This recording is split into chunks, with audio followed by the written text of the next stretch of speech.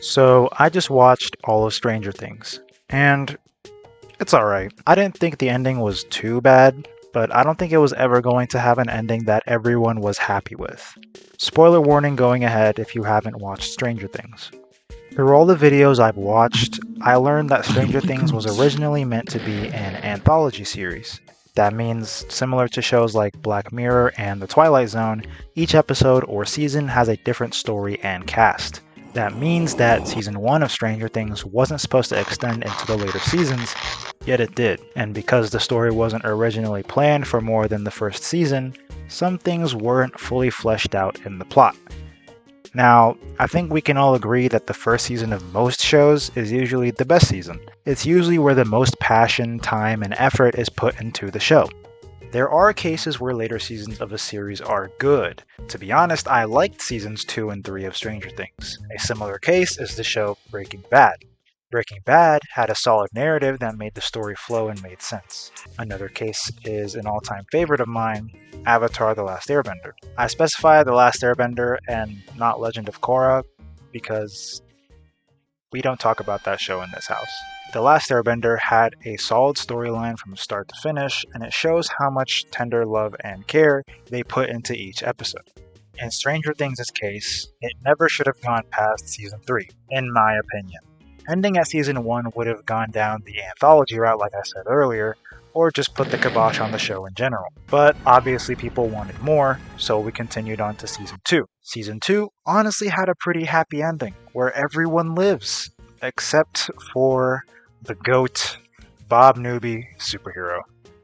But other than that, Mike and Elle get to be together, Will isn't, and everyone is generally just happy. But the audience wanted more.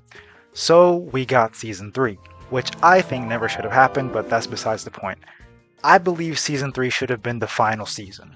If they got rid of the post credit scene where they show the Demogorgon in Russia, we would have ended on a heroic sacrifice from Hopper, Elle losing her powers, and the quote unquote defeat of the Mind Flayer. No Vecna, no Abyss, just an end to a story. But that's not what happened.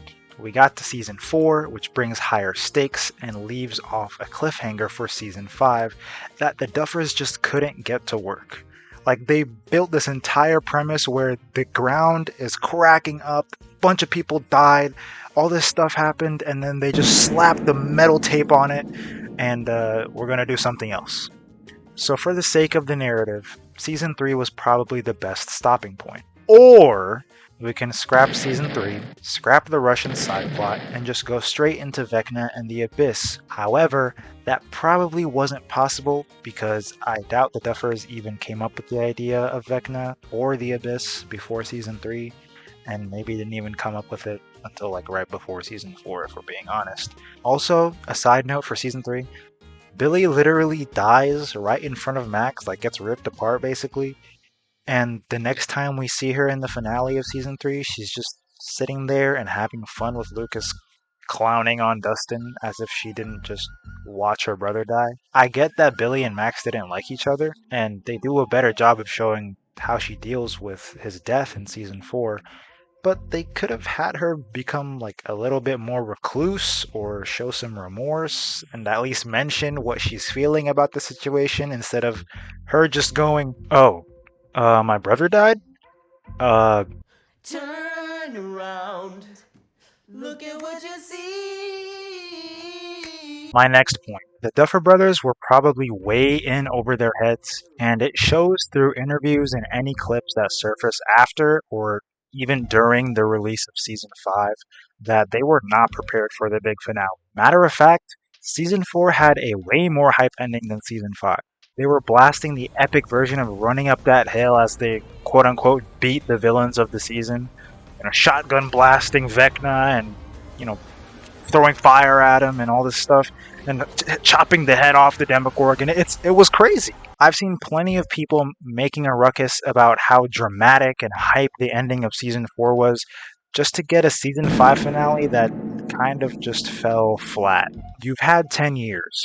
Surely you could have had a fully fleshed out story. Now, the Stranger Things spin offs. We got a glimpse of the STCU, Stranger Things Cinematic Universe, and its timeline, and It seems like the Stranger Things finale isn't really the finale.